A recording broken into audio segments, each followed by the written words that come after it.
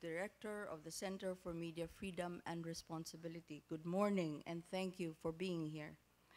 Today is a special event for CMFR, for our project officers, for the staff members, for the members of the board, and everyone who has been with us from the beginning.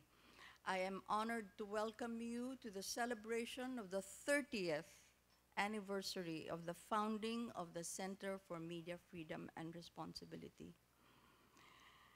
CMFR held the first event of its program to promote journalism excellence in 1990, giving awards to outstanding reports in the period from mid-1989 to 1990. We were officially launched with an event, a forum, to discuss the issues of a free press newly restored in the country in 1989. 30 years in any calendar, still a long time. But in terms of building institutions and sustaining media's role in Philippine democracy, we have only just begun. I personally regard this program as our smiley face program. It is our happy program because we try to make everyone happy. We give awards. We used to give out a lot of money for the best works done during the year. But it remains that, a recognition of good work, which in itself is a wonderful thing to be able to do, especially in these times. Why do I say this is our happy face program? The first is the promotion of media ethics and responsibility, monitoring the good and the bad things that journalists do, being critical of their faults, their flaws, their failures, which made us then a 30-year-old scold. The second is tracking attacks and threats, writing up case studies of journalists killed in the line of duty, libel cases, slay attempts, strafing of journalists' homes in the provinces, bombings of radio stations, kidnapping of some of the members of media. That is not a happy task. Our alerts officer, Pensa Baterna, finds it difficult to smile when he is following up any of these reports. This is truly a dismal task. And so this program, which sets out to recognize good works, is in a sense also the most rewarding. We hope that through such recognition to encourage journalists to do their best and to do against all odds the best work that they are capable of, to swim against the tide, as it were, against doing things easy and not just being satisfied with coasting or being very well known and becoming part of the celebrity world. All three together is all still very difficult work for CMFR. And so as obviously some of us who started out doing this work are getting on and getting there, we have decided to reach out and to get other communities to be engaged, to touch base first, perhaps, where the young people are, and to be in touch with where they are getting their education and to have a hold early on, share with them the kind of values that make media freedom meaningful. We are reaching out to the energies of the next generation. This community is proud in this country to be able to say that despite the challenges we face, we are still growing the kind of journalists who can only make us proud to be part of the same community. Someone had described our panel today as a powerhouse of journalism talent, of courage, and of integrity. And we are happy to have them here today to be recognized for having done among the best work in 2018 and 2019. A little history is in order for the newcomers in the program because, as you can see, some of us here are a little bit older and some of you are first-timers in the program.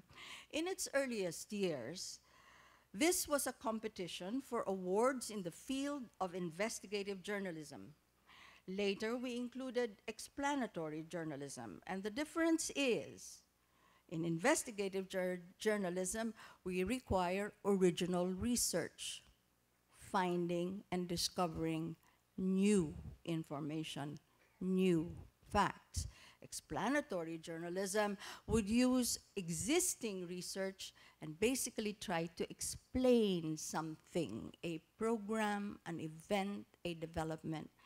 Together, they constituted what we had hoped then in the prime season of print media, in-depth journalism, the kind that breaks through the surface of news, going not just for the first W's, who, what, where, when, and into the more difficult questions of why and how. It was a successful program because it encouraged many journalists who said later and would tell me that they produced investigative reports or in-depth reports with an eye towards winning a JVO award, a Jaime V. Ongpin Award. And that, I felt, was good enough. But the report, and in the reports, in the first 10 years, was definitely, in journalistic lingo, it amounted to a lot of muckraking. It was a newly liberated press. We had come out of the caves of fear of martial law. And here were journalists set out free. They could look for truth from documents. And that sense of freedom was exhilarating. Meeting with sources who, many of whom still wanted to remain anonymous, and therefore they had to make sure that they had to corroborate what anonymous sources with other evidence to support the claims that they were making. The expose was a thrill in itself. And these revealed to the powers that be that we could look for things that they wanted to hide. We could draw out the truth that they wanted to keep in the dark closets. And the ones that come to mind now in all this time had to do with decisions in the Supreme Court and how these were influenced by other unexplained wealth of the actor-president, Joseph Estrada, and the mapping of pork barrel in Congress. We continue to recognize the need of this kind of journalistic research and interpretation and explanation. And truth to say, there is still too little being done these days that go into the depths or into the dark closets to find out what people are hiding from us. But the program has also noted that the remarkable changes in the way the audience receives its news, in the way the public regards news, and in the way news organizations think of the news. So we have to keep up with the rapid changes in media technology and how the industry has been driven to change the way it does things, putting more stuff on digital platforms, more news online, more writing in brief, not reading very much, not reading at length, not wanting to go beyond the headlines, the soundbite, the meme, the image on the Instagram. How do we make it important for the public to actually exercise the reading of news? We should regard ourselves still as lucky because in the region, people are still not getting any kind of news. And so we have made room to recognize outstanding journalists who are doing their part as watchdog of those in power at the same time fulfilling the best as best they can do to inform the public as citizens who must know the facts in order to understand or who need guidance in interpreting developments and the implications for the national community. This program has two parts. The first will start shortly, which is a panel discussion among journalists who were invited because they had written a report that stood apart or their body of work represents such quality as to deserve recognition. Each of them had, in the period under consideration, reported on a concern, an issue, a subject of significance and relevance to Filipinos. The second part is a ceremony of presentation, of handing out certificates, cash gifts to our journalists, and the announcement of recognition of two from the panel. The two parts together are a celebration of press freedom put to good use, of journalists making freedom meaningful. Sometimes we look at the abundant time and space that we have for the empty chatter, for showbiz, entertainment, infotainment in our media, and I cannot feel that we are wasting the freedom that we are still holding on to. During the Duterte presidency, the tendency to repeat anything that the president or other politicians say comes with no reminder that the statement may have been completely pointless, has no meaning, or maybe an outright lie. If all journalists had to do was to repeat what officials said, should we still have journalists? This year, we made our selection in a period that marked the third year of the Duterte administration, from July 2018 to July 2019. And this will be explained to us a little bit more by my colleague, Dean Teodoro. I just wish to point out that unlike other programs, CMFR does not call for self-nomination because it is the business of CMFR to look for good works. I would now like to call Professor Luis Teodoro, twice Dean of the University of the Philippines College of Mass Communication, where he was Professor of Journalism. He now teaches courses in Kalayaan University, also a columnist of Business World, a member of the Board of Trustees of CMFR, as well as an NGO, Sanpeg, and the National Chair of Alter Media. Professor Teodoro will explain how we choose the members of the panel each year.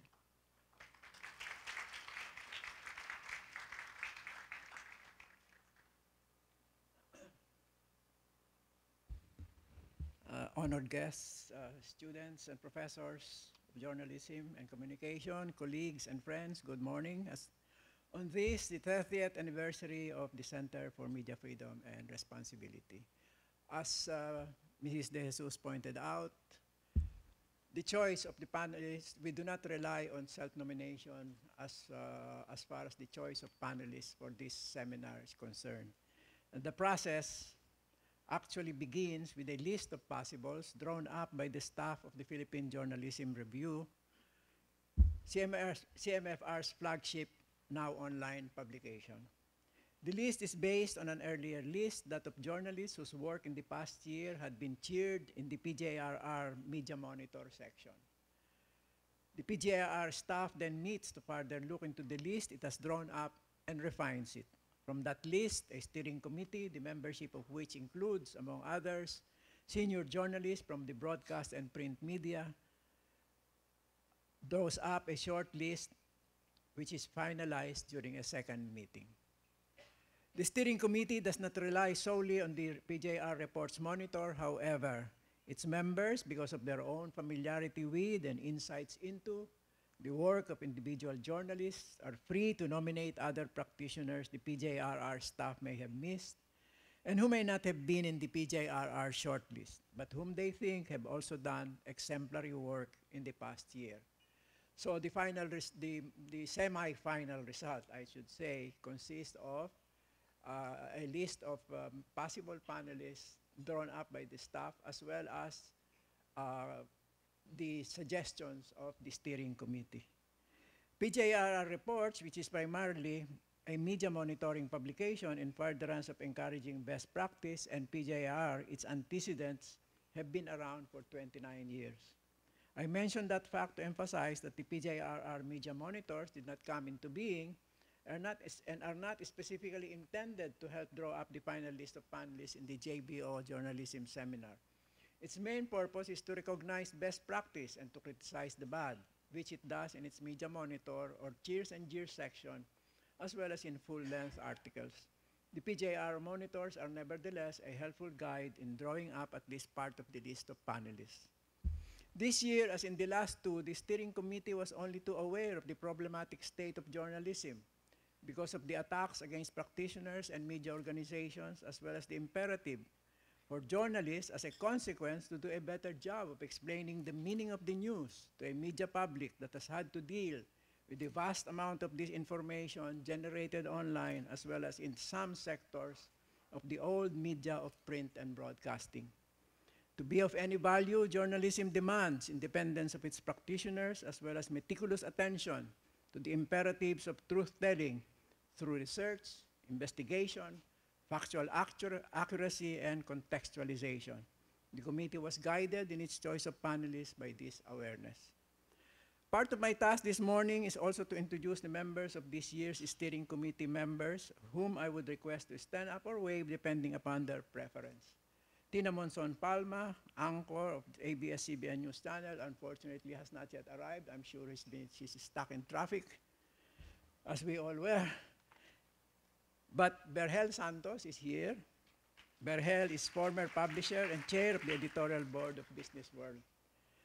And of course, Mrs. De Jesus, executive director of the Center for Media Freedom and Responsibility, who also moderated discussion, and myself. There were 4 of us this year. Let me now return the microphone to Mrs. De Jesus. Thank you. Thank you, Luis. The board selection committee chose the following outstanding journalists for the 2019 Jaime V. Ongpin Journalism Seminar. I have given them instructions and I hope they will follow them. Please come up to take your place when I call your name and introduce you to our audience. In no order of importance, age, or gravitas. Alpha. I do believe it is alphabetical, right? Christian Esguerra.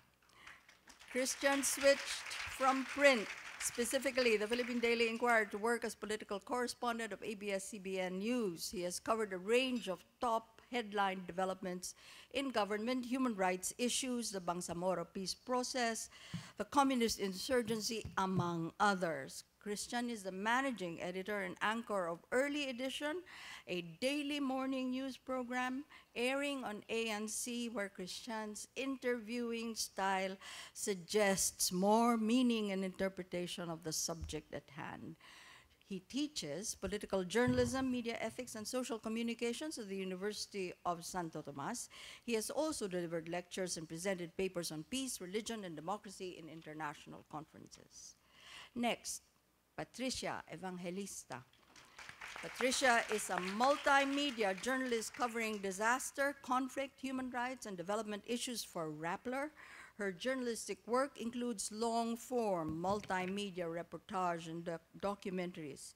She led the investigative team behind Rappler's Impunity series, covering the Philippine drug war and multimedia, which has received awards from multiple international bodies, 3 times from the Society of Publishers in Asia, or SOPA, and Human Rights Press Award. Patricia has also been a speaker in journalism conferences abroad, discussing human rights and disaster reporting.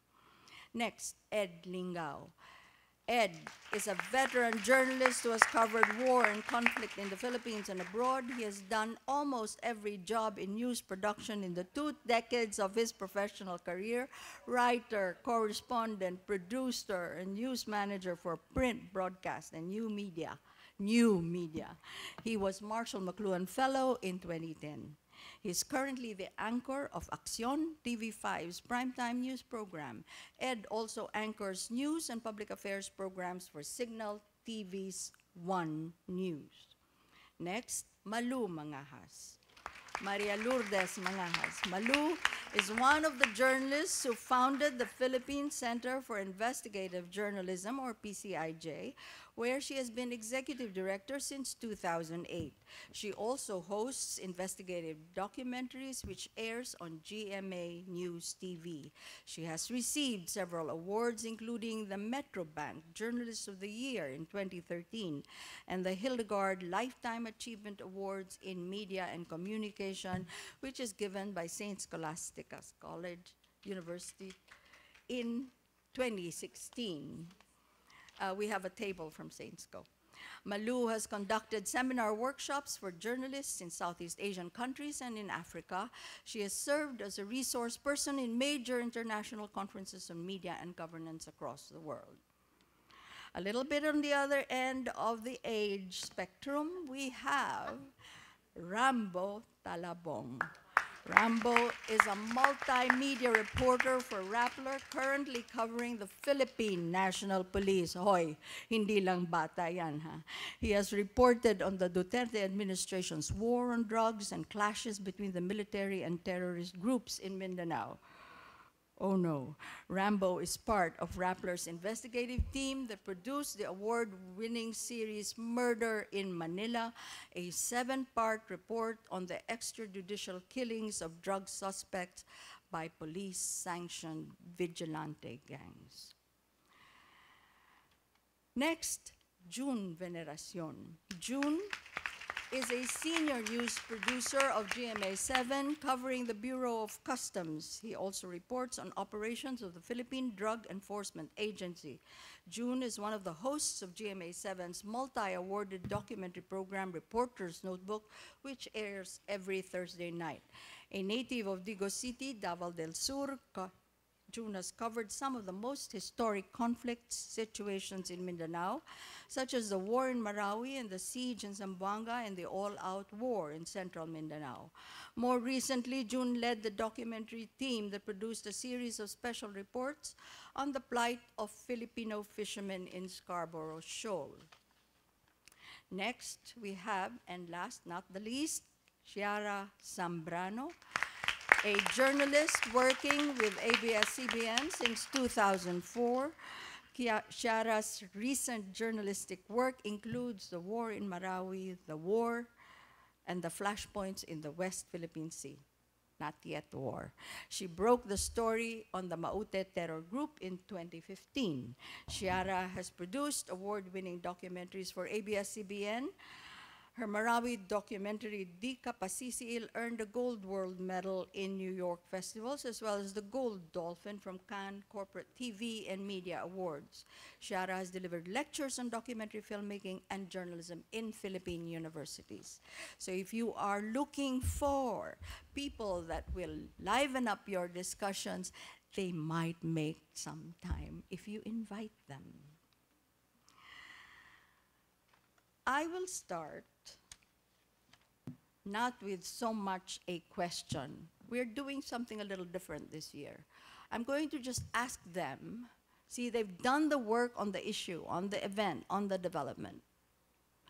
And I just want them to spend, as their first run, and I want them to decide who's going to do what, right? To just talk about something that they covered.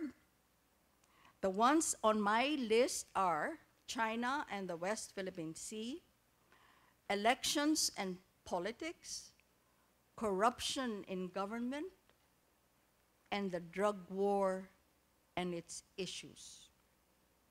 If there is anything else that you want to talk about in terms of the issues in the news, in the period we are talking about, we shall do it with a second run. So I'm going to ask them to just talk to you in brief. You know, some of these are very used to interviewing on on television, and they'll give you only about 30 seconds to say something. So I know that they will do me well when I say keep it down to less than a minute and a half, no more than 2, or I shall have to ask you to cut down. So, in what order are we going to do this? Would you like to start, or do you want me to call you? According to age daw. Fine. Seniority. Seniority, yes. So, let's do, Good morning, ladies and gentlemen, students, would-be journalists. You know, they're bullying me. But anyway, I think the key point is over the last few years, the PCIJ as a team, and I should stress this, as a team, had worked on a lot of stories about accountability, transparency in the Duterte administration. Our belief has been that, well, we've also covered the war on drugs, but it is possibly covered widely already in the news media. But we think the key things is to remember that the president promised three things: to act on crime, corruption, and drugs. Corruption is the big deficit, we think. And we'd like to look at it because it involves not just the state of wealth of the president, which we covered together with our training director, Florin Simon, she's in the audience, the contracts in Marawi for rehabilitation, the campaign finance political ads of the candidates, led notably by big spending on the part of administration candidates, and of course, the distribution of civil works budgets across the nation that heavily favored the Davao region. So I think those are critical issues because we might want to also look at the promise that was almost forgotten. While we may hear the president say that I'm firing this person for this and that, we're never really told what crime was committed and who should go to jail. But the highest levels of accountability in our belief should start with the president and his state of wealth. let me just add very quickly here that if we remember right, the ouster of the Chief Justice then of the Supreme Court was on the basis of Salen, and one of the reports that PCIJ came out was that members of the Duterte family did not file Salens properly. And the next is the next youngest one, Ed Lingao, right? I think it's June who's older. Okay, nagkakalaglagan. Okay. Ang seat work namin actually from Melinda was to, well, in my case, was to talk about elections and governance. But if it's okay, I'd like to broaden a bit into politics, election governance, and media. Sure. Absolutely. And quite briefly, I'll try to do this very briefly. It's how we in the media portray ourselves with regard to politics. And here, kailangan maraming nuancing eh. Especially now that we're being painted as either Dilaw or Dutertards, we have to be more careful and prudent in how we position ourselves. Credibility will always be your strongest weapon. The appearance of any bias or lack of balance will be fatal, even if you feel so strongly about a political, about a candidate, about a political issue. Talagang prudence is very important. Eh. For example, I've always been painted as anti-Marcos, which I dispute. I don't write against the Marcoses. I write about issues that have to do with the Marcoses, whether it's ill-gotten wealth and so on down the line. I don't go into how they look, how they talk, or whether I like them or not. So when we guested Jaime Marcos, people are expecting fireworks. No, the whole time I was smiling and laughing, and then I stuck the knife in. Maybe I should have put it that differently.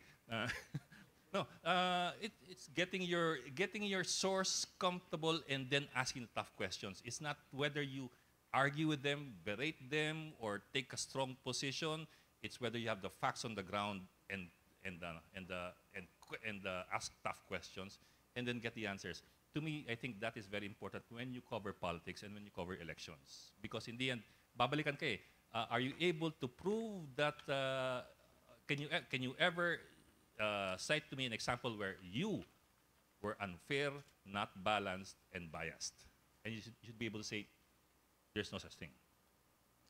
Thank you, Ed. May I remind the audience, especially the students, that you will be given time to ask questions or to comment on anything that's been said during the discussion, which I advise you then to please take down notes so that you won't forget. And the next volunteer, Jude. That would be me. Good morning, ladies and gentlemen. Allow me to zero in on Panatag Shoal, Scarborough Shoal, Bajo de Masinloc. I've been to Panatag Shoal twice. First one was in May, followed by another sort in November. All happened last year. Panatag Shoal is everything to our local fishermen. It's their lifeline. Nakadepende doon yung kanilang pamumuhay, yung kanilang pamilya. But unfortunately, Panatag Shoal is on the verge of irreparable damage. I've seen that. I think some of my colleagues here have also seen that.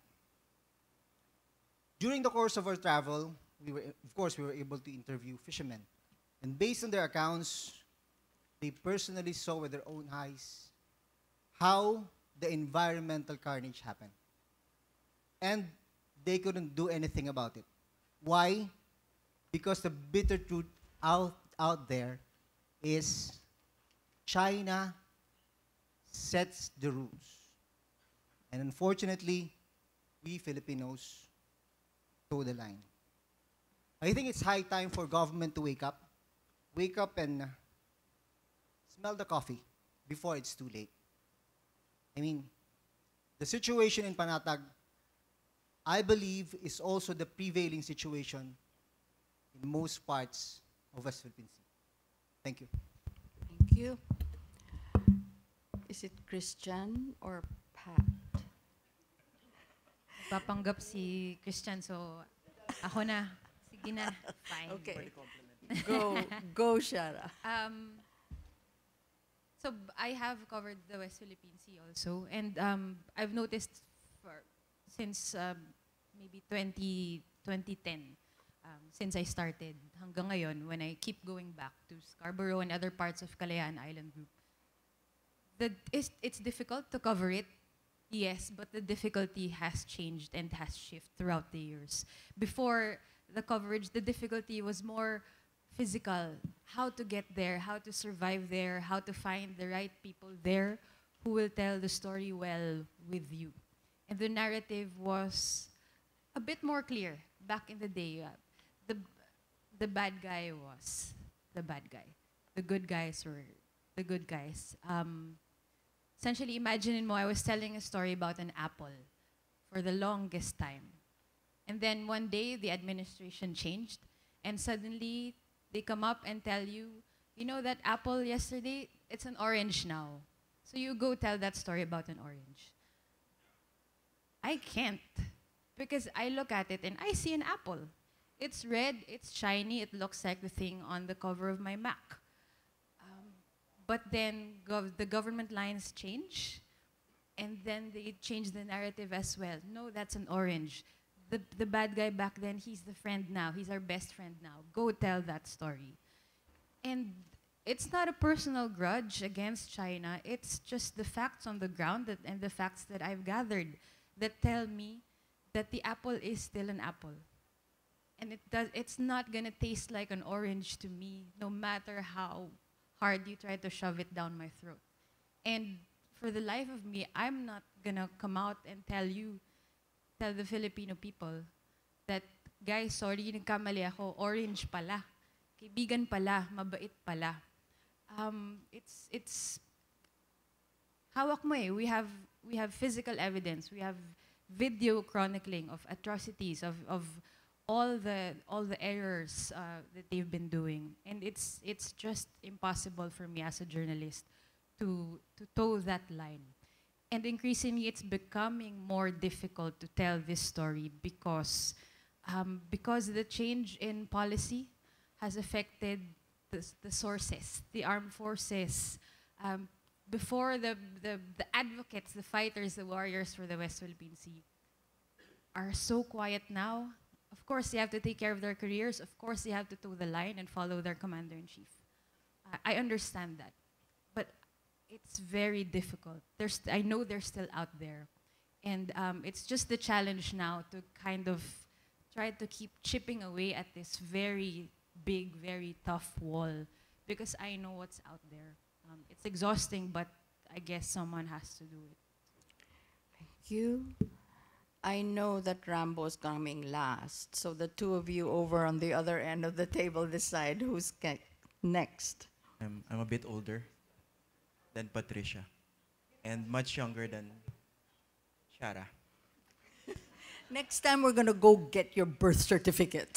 Fake news, fake news. Anyway, politics. I've been covering politics for so many years, and like many journalists who have been into political coverage, I think I have also developed this cynicism. It's what scholars say the cycle of cynicism, which is afflicting specifically political journalists. But usually, I'd like to frame this initial message to you. This basic question that we always hear from voters: why do we keep electing the same people in office? Basically, why do we keep electing clowns in public office? Now, I think if that question is raised in media, we should also deal into or delve into some sort of introspection that perhaps we're doing a miserable job. That's why people keep electing clowns in office. Why do I say that? How many of our voters have actually met and scrutinized properly those who are running for public office? How many handshakes have they experienced? Very few compared to the voting population that we have in the Philippines. That's why it's important for media, for the news media, to perform their role properly. Now, what if our motivation is driven by many other things? What if we fall into the traps of the spin doctors, those who would like to influence our coverage because they would like to achieve their specific goals? I just presented this PowerPoint presentation in my class last Saturday. I usually begin our class in political journalism with this opening slide. Politicians, they're not our friends. It might look suplado, but I think that should set the tone. Because if you're a political journalist specifically, you get easily tempted the moment that you mingle with congressmen, with House members and senators, or even the president. It's very easy to lose yourself if you do not have that proper character, that proper grounding that should have been developed early on. So that will lead to so many complications later on. So now, my colleagues here mentioned the fact that journalists get bashed, unfortunately and unnecessarily, by people who don't actually understand how media work. That if you criticize someone in power, it just so happened that it's the Duterte administration now, but that's the job of the journalist, to hold those in power to account. Speaking truth to power. That might sound a bit of academic to some people, but that's how it should be done. There's no other way.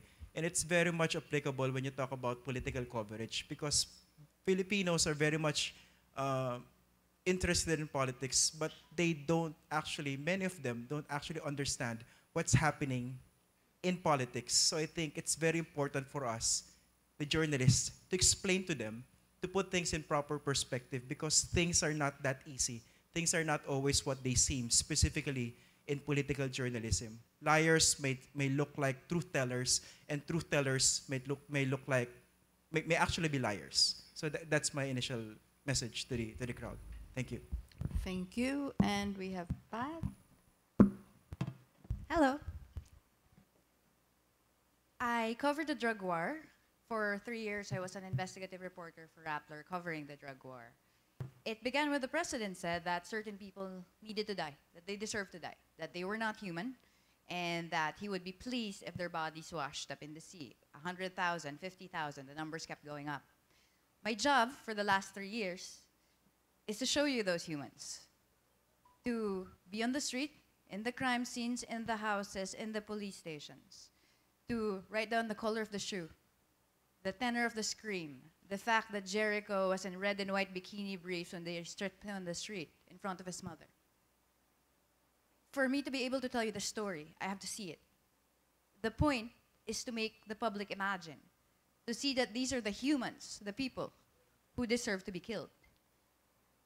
In 2017, early in the drug war, after the first suspension of the war, the top brass of the Philippine National Police marched out 3 men that they said were vigilantes. They said they were responsible for killing people in Tondo, Manila. And they said this was an explanation for the allegations of extrajudicial killings that were attributed to the police and were in fact being committed by vigilantes. So for 6 months last year, I interviewed vigilantes.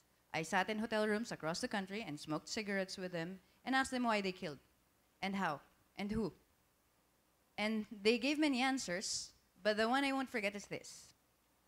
They said that some people need killing, and that killing is like drugs. It's addictive too.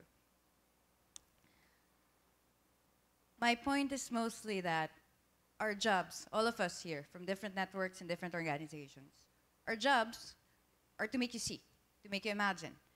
And as much as we can, we'll try to tell the story. I am of the belief that maybe we haven't told the story right.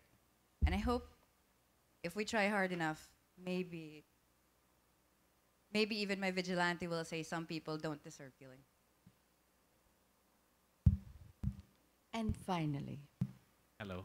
So I covered the war on drugs for the past 2 years. I started with Pat before I graduated as a campus journalist 2 years ago.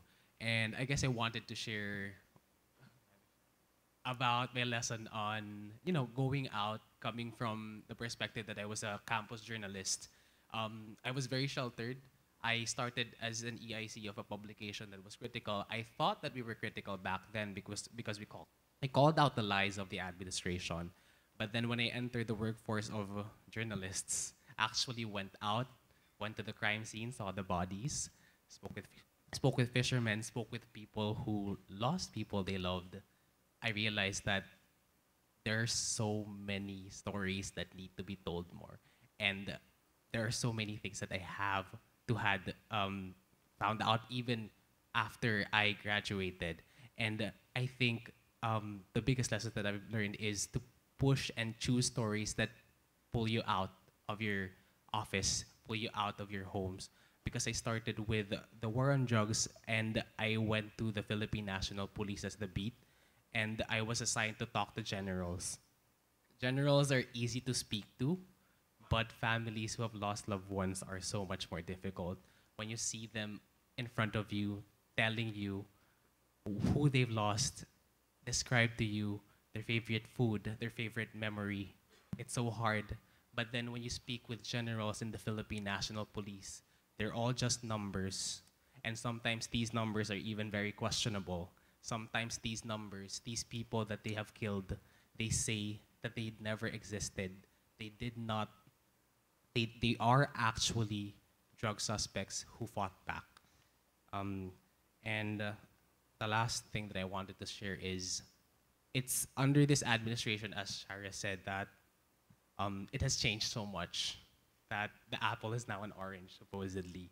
But when you see that the apple is dead, what will you say? Under this administration, I guess for journalists, it's become so hard to report the truth. It has been harder to humanize the details, the people that we've covered, and it has been the hardest to hold power into account, to hold people who kill, to hold perpetrators into account. And I guess that's what's most important and the challenge for journalists today, holding power into account. all right, that was the first round. We actually started late, and I am watching the clock. I would like to ask anyone in the panel to give us any other issues or points that you think the media have not covered. You're asking yourselves now, those of you who have covered the issues in such detail and in great depth, whatever platform, whatever media, are there still stories out there that you think the reporters should go back to and share so that the public will know and not forget? What is the story that you would like to do if you were given the liberty then? I know that some of you will want to keep doing the stories that you started doing because that story has not finished. But if you were to look at the Philippines today, we mentioned 4 general issues, problems. There are more out there. CMFR has a list of untold stories, stories that we do not see in the media that we monitor. I would like to ask the best and the brightest who are here, where or what else should be telling the people. Not everyone has to do this, just anyone who wishes to venture, and then we will move on to another discussion. Yes, Shara. Yeah, I have something that comes to mind because I'm the defense correspondent of ABS-CBN. So anything military-related, conflict-related, any issue or place or problem that my parents don't want me to go to, my parents are here. Your parents that's are my here. job. Yeah. So I can't take them to the field. So when you have events like this is when I take them. So they kind of understand little by little why I don't come home that often. But anyway, if you're in the defense suite, there is now I'm sure you know the massive campaign to end communist insurgency. Some people say by the end of the year. Some people say at least by the end of the Duterte administration. And when I say massive, I mean massive. It drains the battery of my cell phone just how many press releases the different battalions, companies, commands, brigades, divisions send our way about tens, hundreds of rebel surrenderies that have just knocked on their doors and said, you know what, you guys are right, we give up. When I'm at a public place and my phone vibrates, I hide it before I check because they keep sending photos of dead bodies who are just not pleasant to see. And then and they're proud of this, of course, because if you're a soldier and you neutralize the enemy, that means you would have done your job. And they keep coaxing us and actually demanding, why don't you cover this story? Why don't you tell this enough? We've had thousands of surrenderies. We've killed hundreds of NPAs. Why is it still not making the news? And we had the opportunity, the National Intelligence Coordinating Agency came to us to present their case and to encourage the media to support the campaign of President Duterte. So they gave us there was a whole PowerPoint of things that we could pick up. It ended with a YouTube video of that's the thing that sticks to me. It was a YouTube video of an athlete na napilay while running the race, and then his dad came to his rescue and inakay siya to the finish line. Their point was, the dad is Duterte and the athlete is us. So this is the story that you should be telling.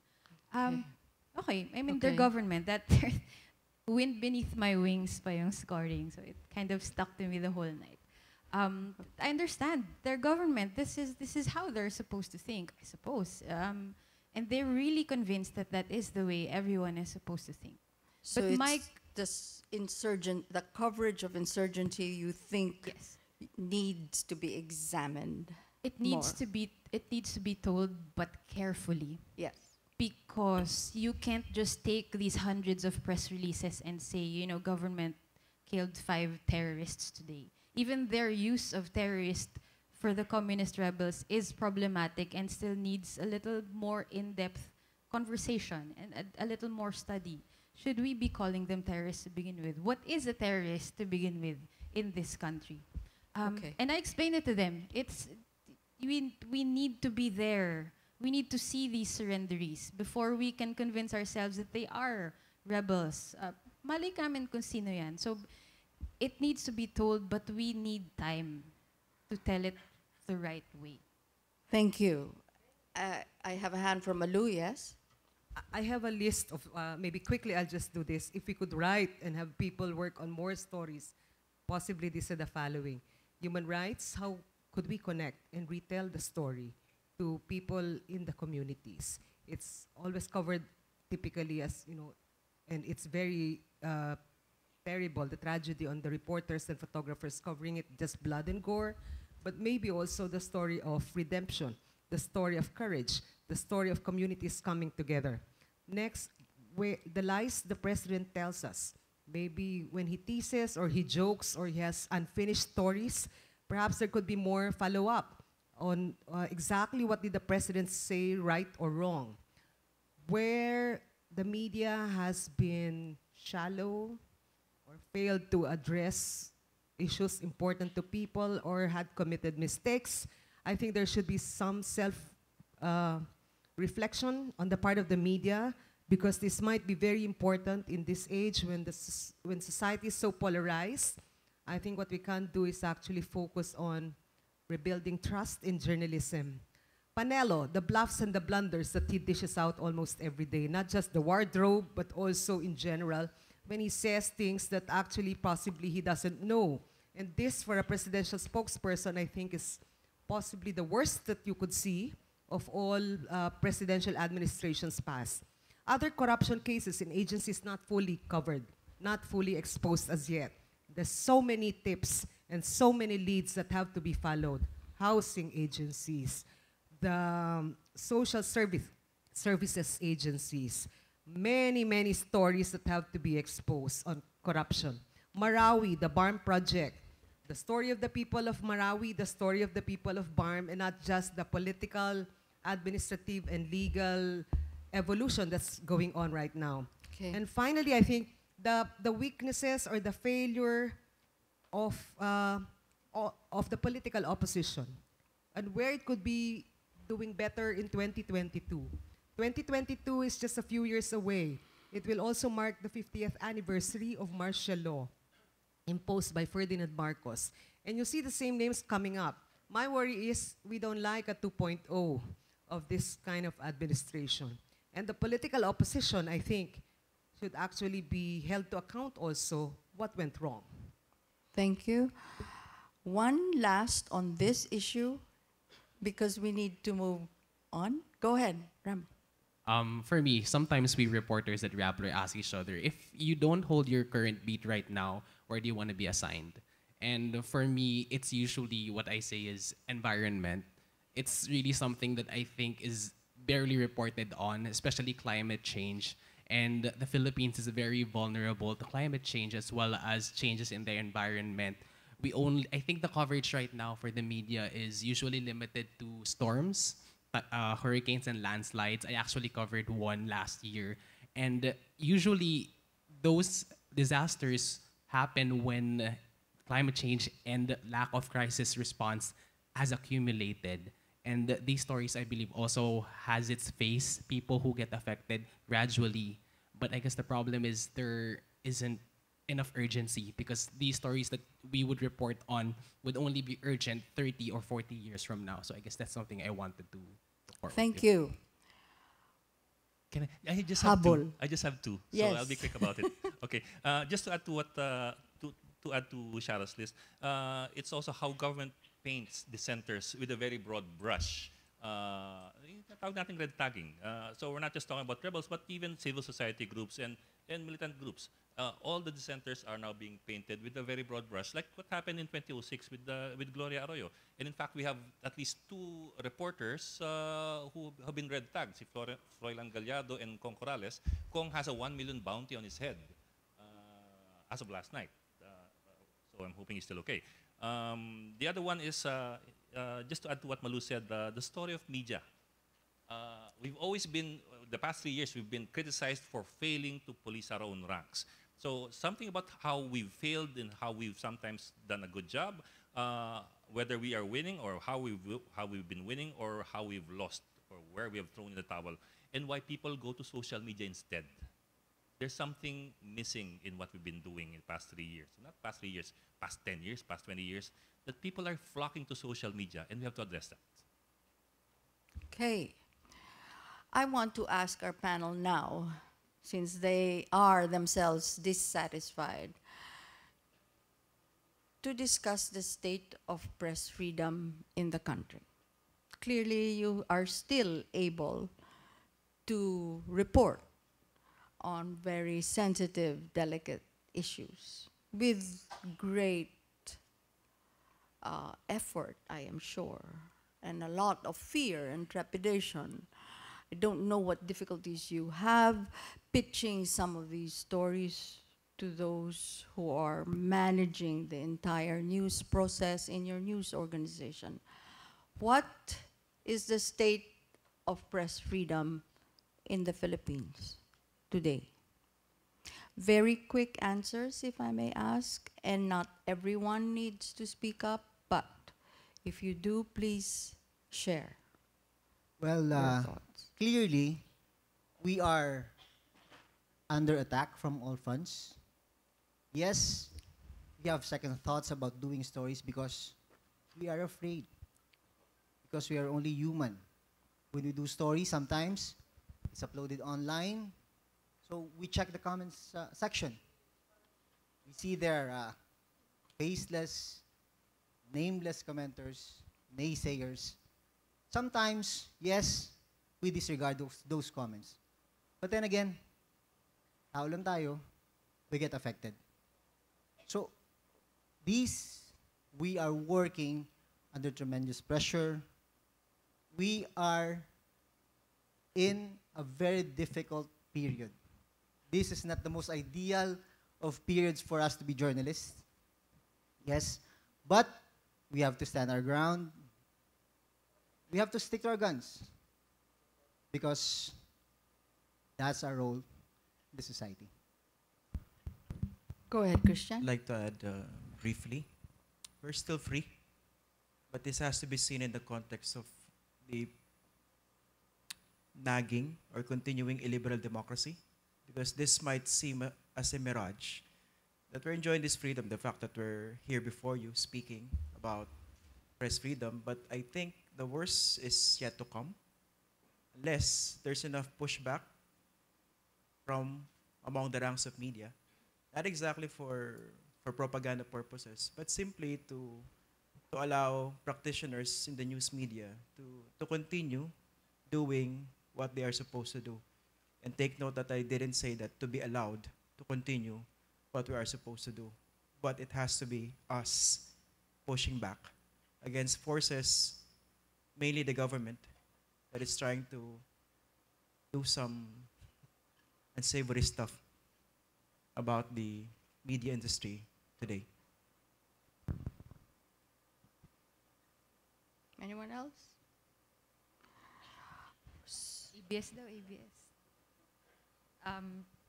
Well, I agree with Christian. We can say that we are still free, but I think we're still free because we keep on fighting to be free. It's no longer the norm to report freely. We have to claw our way out of all of this new kind of censorship just to be able to still do our jobs.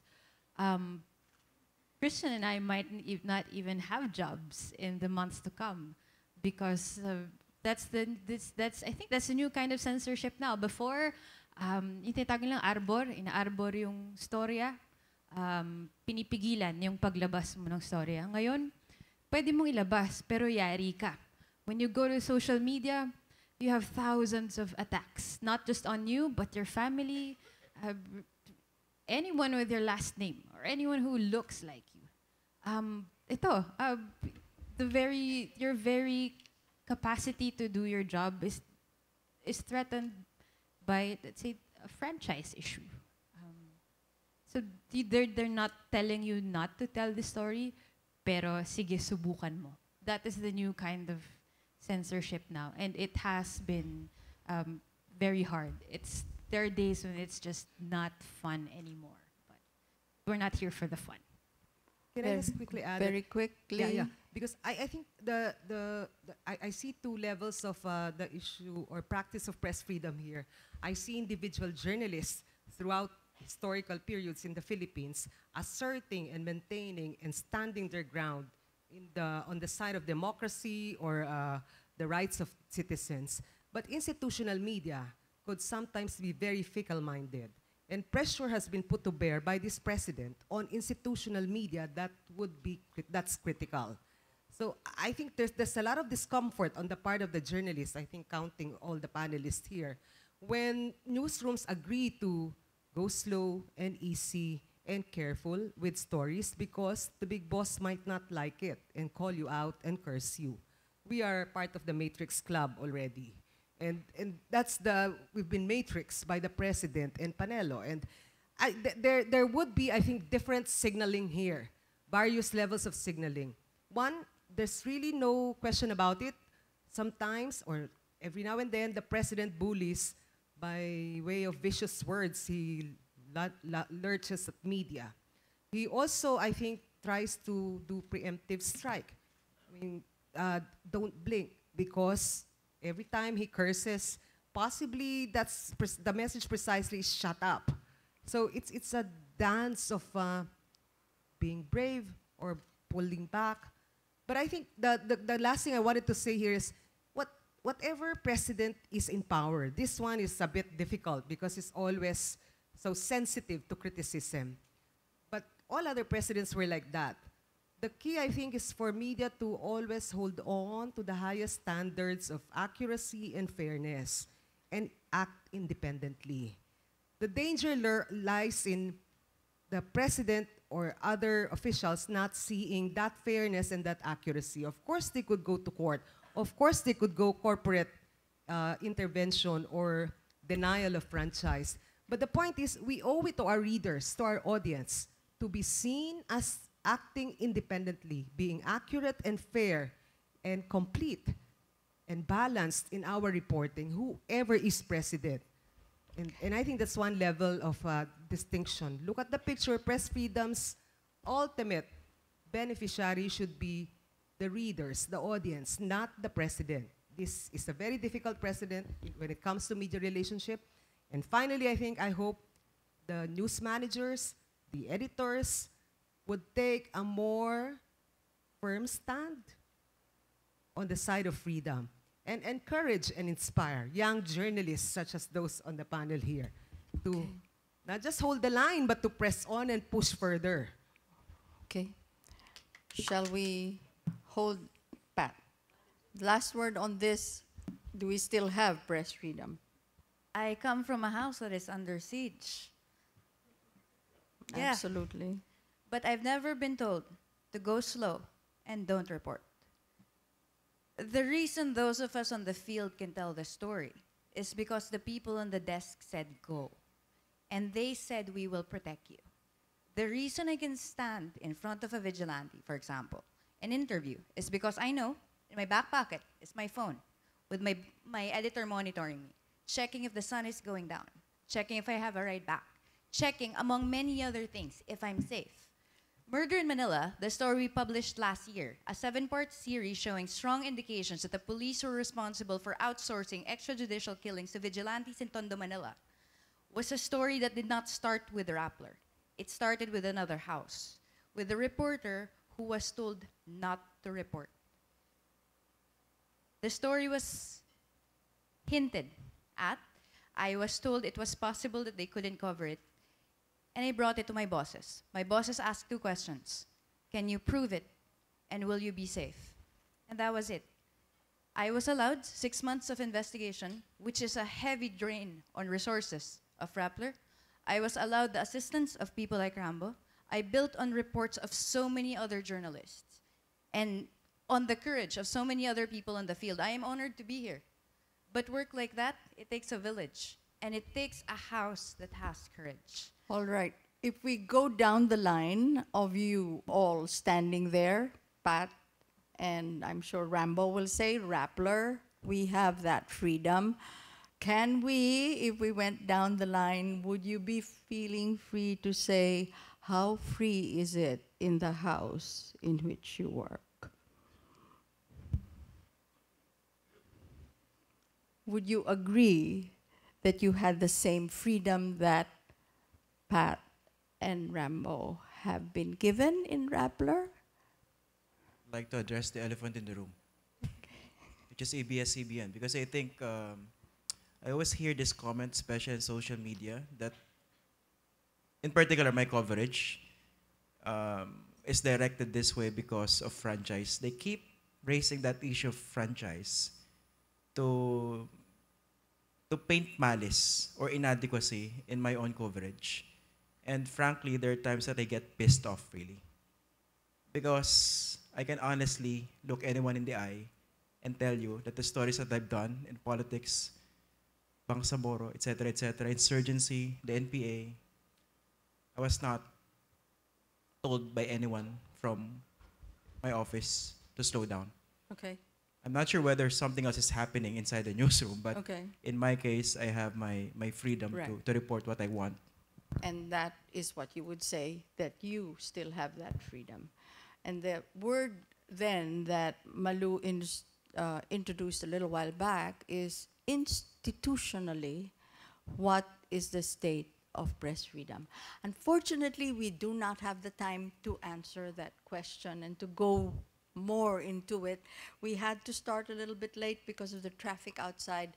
And I will have to put this discussion on that rather hanging note, because we want you to be able to ask them questions and make your comments. And just as I presented the panelists to you, I would like also now to call on the different schools and to stand up when I call your name. This, again, is by way of how quickly we received your reservation for your table. Adamson University. Did they come? They didn't come. Is Assumption College here? We have a faculty member, I think. Yes? Please stand.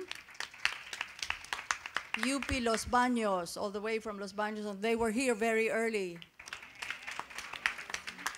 So you had to wake up at 4 o'clock this morning, yes. St. Scholastica's College. Polytechnic University of the Philippines, PUP. St. Paul's University, Manila. The University of the East. Kalayaan College. Very good. Colegio de San Juan de Letran. Did not get here. Far Eastern University. Miriam College. Miriam. The University of Santo Tomas. The Lyceum of the Philippines University. And the Pamantasan ng Lungsod ng Pilipinas. Pamantasan is not here. I'm sorry. Pamantasan ng Lungsod ng Muntinlupa is here. Sorry. I'm sorry. I looked at the M and I thought Manila. So, if you are ready, there are 2 mics. Please take your turn. We will not have all morning for you to do this. So if you have a question, a comment, further into the issue of any one of our panelists, please come up now. Stand in line behind the one who has the mic so that you are there to take your place as soon as he or she has asked the question or made a comment. Who do we have? A young lady there, Lawrence, right? I don't have anyone here on this side. It does not pay to be shy, ladies and gentlemen. You please come up if you want to ask a question. Otherwise, you won't be able to do it. Please, say your name and your school. Good morning po. My name is Jasmine Cambao from Lyceum of the Philippines University. I'd like to ask po the panel on what their opinion is on the Presidential Task Force on Media Security, which the task force's objective is to protect press freedom in the country, but it is instated by the President itself. So what can you say about that organization? Is it... Yes, very good. Very good question. We know PITIFOMS, right? Yes po. Yeah. Anyone wants to talk about PITIFOMS? This is a task force formed by the President who is supposed to look into the state of press freedom. 1, 2, also to improve the safety and security of journalists. The cases that I was talking about a little bit earlier, well, now they're getting into that as well. And the young lady wants to know what you think about this. Malu? Quickly, I have to respond on behalf of our partners in the Freedom for Media, Freedom for All network, led, of course, by the Center for Media Freedom and Responsibility, NUJP, and PPI, and Minda News. We have been monitoring the work of the PITIFOMS, very little really to be happy about. They say that they have been looking at cases and that possibly a local government official is a suspect in one case, but nothing has moved significantly.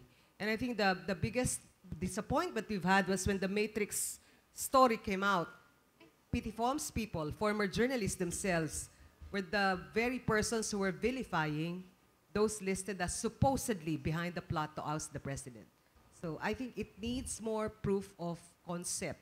And it doesn't actually encourage much approval on the part of the media groups, because you have a president who's quarreling with the media, creates a task force that wants to look at cases of media killings and harassment, but no proof. In 3 years, 13 journalists had been killed under the Duterte administration. I haven't had the chance to really dig deep into this policy, but I just find it difficult to understand how they can come up with such a policy and claim that it's for our good and our protection when it's their chief himself who has been conditioning the minds of the public that the media is a problem, that the media is the bane of society, and that, you know, that essentially we're the enemy. So how does that work? I don't understand. Is this making it clear to you what we think of petty forms? We don't believe in petty forms. Okay. Right. You want to add, Rambo? Sure. I would just like to put it on record na kahit na merong petty forms, our Malacanang reporter, Pia Ranada, remains to be banned from covering the president and Malacanang. So it's a hypocrisy to have that department while continuing to ban a reporter under baseless circumstances. Thank you for the word hypocrisy. Ma'am, quickly lang, very Yes, quickly. Ed.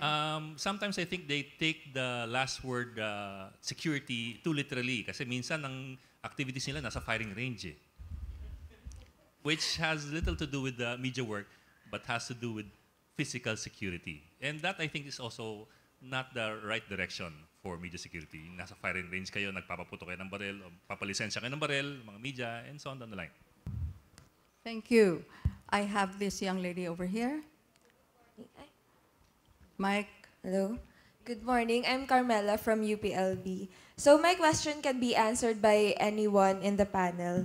So do you have any story pitch that was not approved for publication, but you feel is of great importance for the public to know? Thank you. One or two would like to volunteer a story pitched that got disapproved. You know, we have a special panel. They don't get disapproved unless they run the risk of these outstanding journalists who will say, di ako pinayagan. Maybe you ask other journalists that, but what I gather is that so far, the stories that they pitched have been approved no matter how sensitive the issue is. And let's hope and cheer that that continues. Thank you. I move to Just the a quick other one, side. ma'am. Yes? A quick one. June. Well, actually related to that. Meron pala. Yes, Okay. related. Sorry. Related to that. Kasi kanina tinanong about the situation inside the newsroom. No? I just want to make this public that inside our newsroom, I have never had an experience wherein my pitch or any story related to corruption was shut down. Inside the newsroom, I think we are even encouraged to push even further. Actually, my bosses always remind me of my duty to dig deeper into corruption cases at the Bureau of Customs. And up to now, that still stands. Thank you. There you go. And on the other side, yes, please. Good day, everyone. I'm Justin Ray from St. Scholastica's College, Manila. I'm a mass communication student and editor-in-chief of the Scholastican, our school newspaper. This question is applicable for all the speakers today, but more apt for Rambo and Patricia. Did he ever or did someone from the administration speak or tell to you to stop for telling a story specifically concerning the war on drugs or EJK, or what did you do after they tell you to stop, if ever they did? Okay, Pat, have you been stopped by a public official? Have you been told anything that would stop you? This is Pat and Rambo. No. No. Okay, Rambo. I think my situation is kind of different because I cover Camp Krame, and I really have to brush shoulders with the colonels, the generals. And when I write stories, they're just a stone's throw away. I just have to cross the road, and I'm already in the national headquarters. And I ask for their comment in the name of fairness.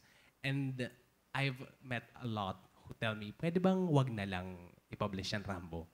Pwede bang hindi na? But of course, binobola ko, I tell him, sorry sir, we really have to do it. The documents are there, your name is here. These are the numbers. And then I actually have one general who never replied to me after. As in, we were friendly, and then after I pushed out the story, he never talked to me again. Okay. Let me just correct my answer. A lot of cops ask kung pwede, wag na lang. Okay. But not Kung pwede. higher Hindi elected namang ano. officials. All right.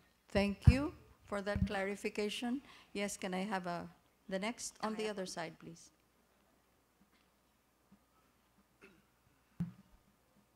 Hello. Ayun. Hello. Good morning. I'm Gabby Castro from St. Scholastica's College, a news editor of the Scholastican as well. This question is directed to any of the panelists. As media practitioners, what is your opinion regarding the red tagging of journalists? Red tagging, we talked about that a little bit earlier. Just very quickly then, what do you think of red tagging? Ed? Well, quite simply, it's reprehensible. I mean, you're looking at people who just write critical stories, or stories critical of policy. And as you have seen with other groups that are red tagged, dissent or even simple criticism can get you tagged as a, not as a dissenter, but as a coup plotter in the case of PCIJ and CMFR, and so on down the line. So it's basically reprehensible. Can I just quickly add that the red tagging is now being directed also at CSOs, human rights advocates, church people, lawyers, and that should also be equally a major point of concern for all of us and not just the media. They're even in a worse situation because they probably have less access to publicity or legal support when it happens to them. Especially in the regions. Very briefly about Quick addition, yes. red baiting, because I've Yes, been called red baiting. on a number of occasions as an NPA. Okay. When I interviewed people from the left, one comment more recently was said that you had 3 NPAs in the same program, and I was the third guy. Okay. So these people didn't know me, but I'm not going to publicly diverge my politics because that's inappropriate. But my point here is that there's a lot of misconception. The moment that you interview someone from the military, you're right wing. You interview someone from the left, you're a communist or NPA. Now, regarding that red baiting, I think red baiting is more appropriate than red tagging. Para hindi tayo mukhang sales sa appliances. So, this is very dangerous, not just for journalists, but all other groups that are painted in a red light, quote unquote, by the government, because this can be an excuse for those who hold the guns to go after you. So I think that's the context with which we need to understand this very serious problem of red baiting. okay, we move now to, yes, the gentleman on the left side, and now I am cutting off, right? Cutting off the lines because we have to continue with the program. Yes, please, Yes, go ahead. good morning. Kirby Sarmiento from Kalayaan College. I have 2 questions specifically directed to one, Pat Evangelista, and two to Ed Lingao. Now, Pat, how were you able to get in touch with the vigilantes? I'd very much like to know how you were able to track them down, how you organized interviews with them. Okay, and how did you get in touch with vigilantes? I can't Question. answer that question. But I can tell you that they had many reasons for wanting to talk to me. One is that they were very angry at the police. for saying they were responsible for killings that they thought the police had ordered. And 2, they were angry because the police took credit for kills that they had suffered for. Okay. They said, "Ma'am, nakatayo kami dun sa init. Gising kami simula alas 11 ng gabi hanggang alas 4 ng umaga. Kami yung bumaril sa puwet dun sa mama, kami yung muntikang batuhin ng granada, tapos yung dumating yung media, sila yung nagmukhang maganda. Ma'am, kami yung nagtrabaho nun." Great. You don't know whether to laugh or cry. Sorry. But- Yes. yeah. Thank you very much, but she will not be able to tell you I'm a trade sorry. secret. Yeah. Okay. Understandable, but it's really surprising that you were able to, and kudos to you for managing that. You don't believe I'm just charming? Journalists Let me hold trade off from answering secrets. Thank you. Second question, I'd like. No. We have only one Okay. question. Sorry. All right. Did you want Rambo to answer that question? Did you? I was supposed to have Or a second sorry, question. it was Ed. Right. Yeah, I was supposed to have a second question for Ed Lingao. It's a second question. Yes, I have 2 questions supposedly. I'm sorry. We move to the next Okay. here. I'm so sorry. Really, No one problem. question per. Thank you. All right. Fine. Let's go. So, good morning po. I'm Sean Kevin C. Nicolas from University of the East Manila. And my question is addressed to Ma'am Chiara and Sir June regarding po dun sa issue sa... One question ito, ha? Yes Oh. po. Sa Scarborough Shoal. And back then po, dun sa Aquino administration, we have won the arbitral tribunal po sa UN. But I haven't seen any changes at all. So what are your comments po regarding the matter, sir, ma'am?